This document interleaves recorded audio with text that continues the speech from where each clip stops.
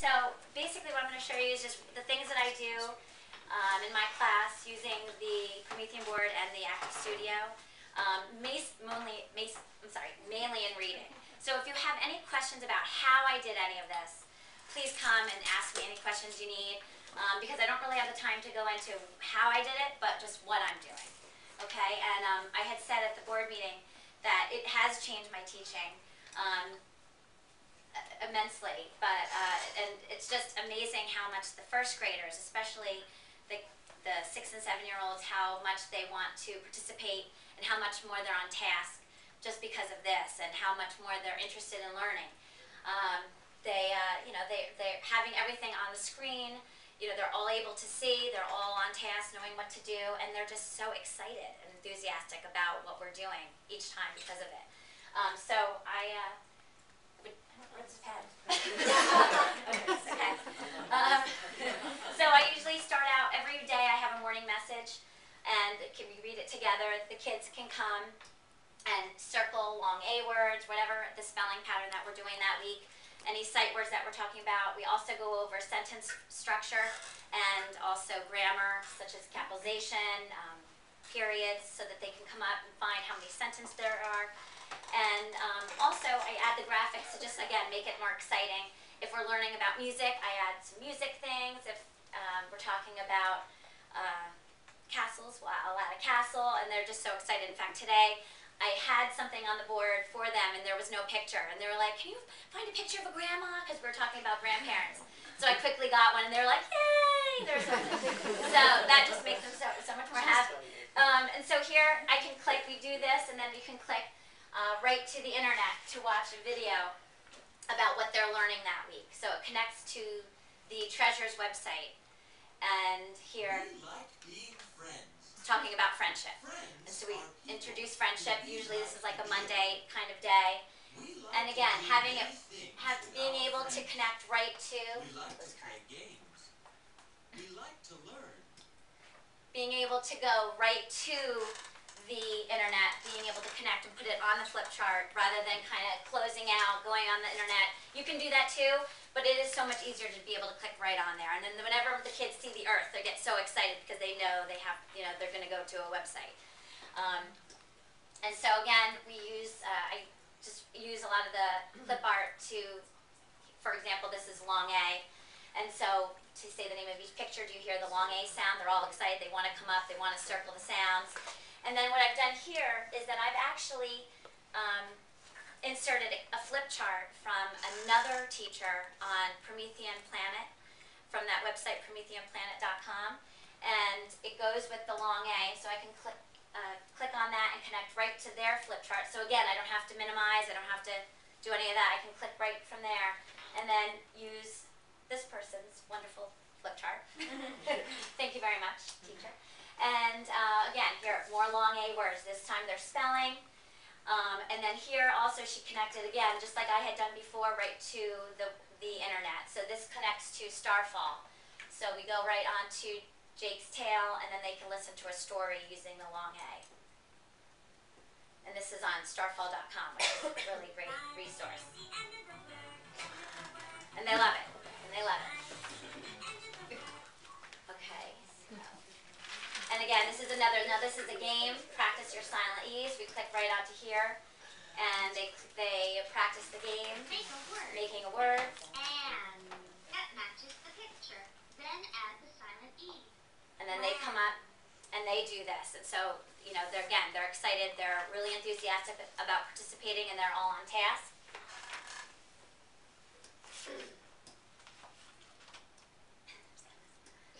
Okay, and again, this is the other teachers, and with their flip chart, that if you borrow another flip chart from the Promethean Planet, you can add and change things as you wish to, along with this.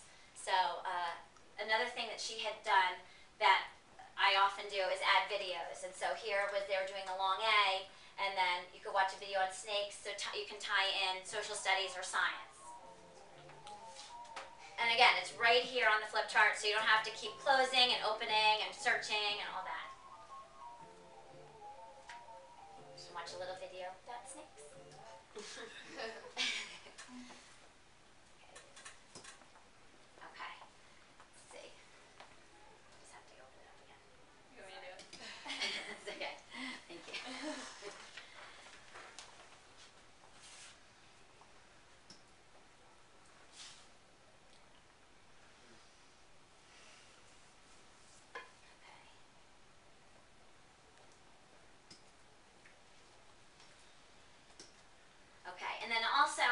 thing you can do is take a picture of the workbook pages, and now I'll actually go. I'm going to backtrack a little bit. This is the nouns.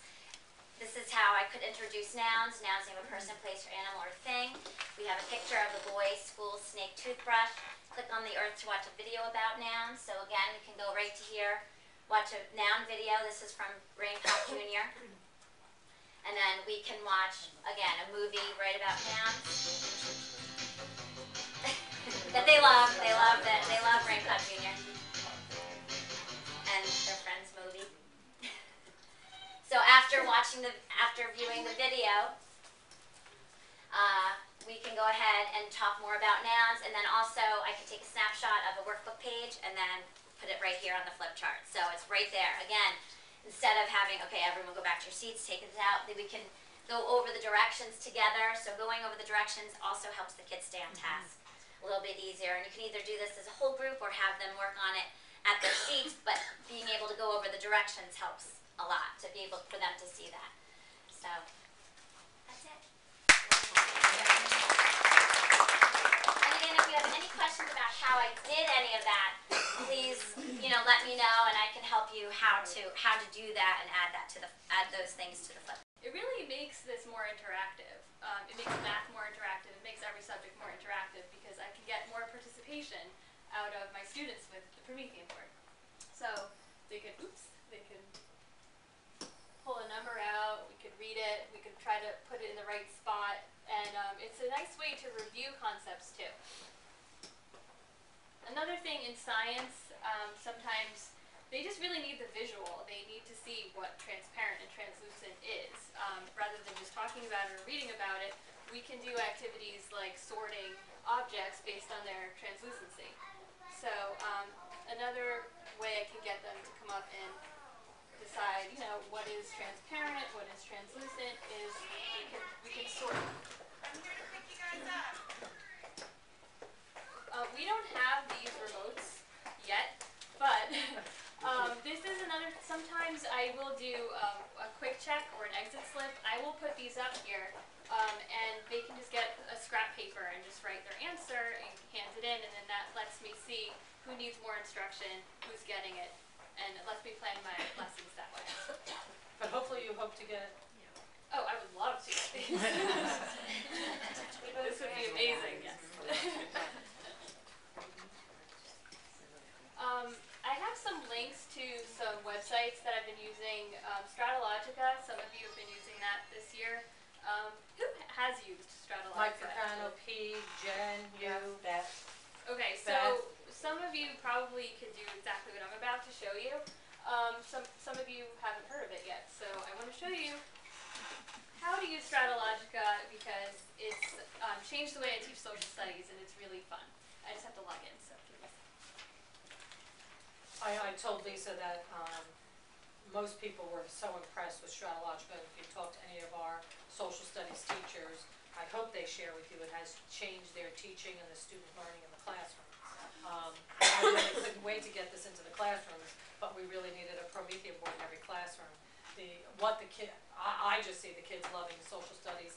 The biggest, I think, critics of education is we don't do enough geography. We don't teach enough of it in schools. You're so focused on reading, writing, and math that they never get to this. And now we're seeing it that we are getting to atlases and. Oh yeah. Wait till you show them what you're doing. Okay, well everyone has a copy in we have one class set of these atlases. And what's great is that I can just pull it up right here and go through all the pages and really they can see what's in front of them on the board, and we can manipulate the images too. We can zoom in, we can write on it.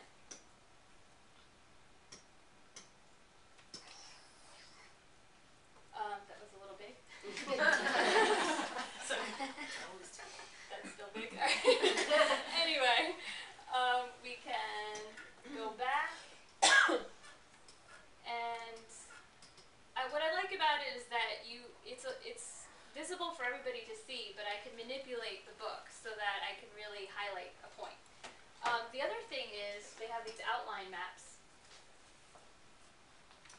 And in 4th grade we do New Jersey, so I can find a New Jersey map. Maybe. Not right now. Oh, there we go.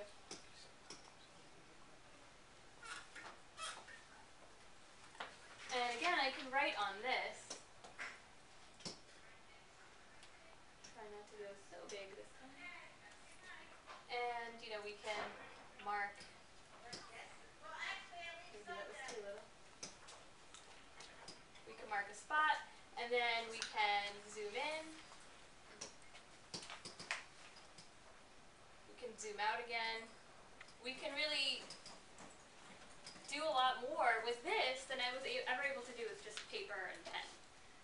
And my favorite is Google Maps. I call this Google Map for Kids because it is using Google Map technology, but it makes it kid friendly. So we have this globe, we can spin the globe.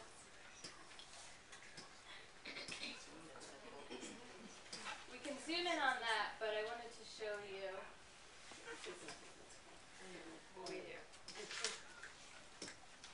Google Earth.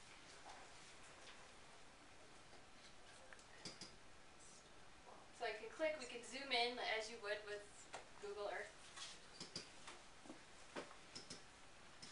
Of course, one of the first things we did was find Brielle. Yeah.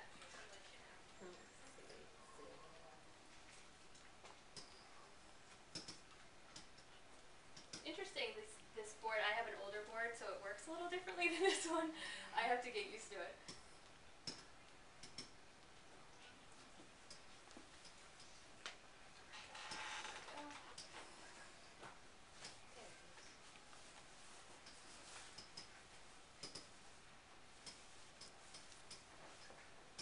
There's the school, and I can actually get a little bit closer. In fact, I can get a lot closer. Here's our parking lot right here. And again, we can write.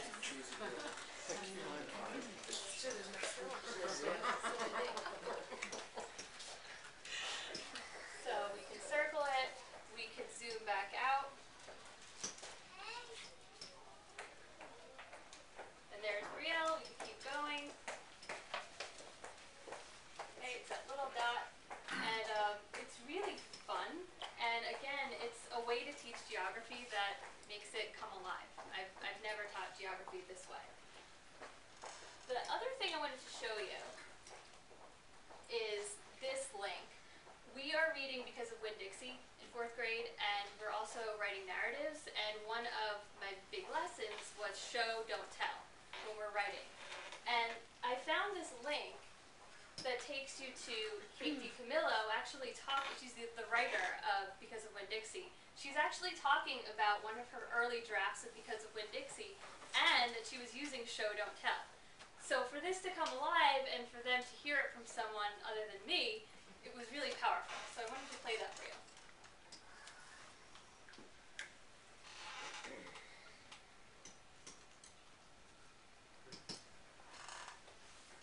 When I start on the second draft of something, I switch from single spacing to double spacing.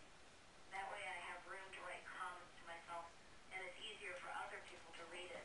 Although I normally don't share manuscripts until the third draft. I can tell looking at the second draft that I'm definitely on the right track, but what is most evident to me here is that I'm making the mistake of telling as opposed to showing. That means as I struggle to find my way through the story, I explain things too much and it slows the story down.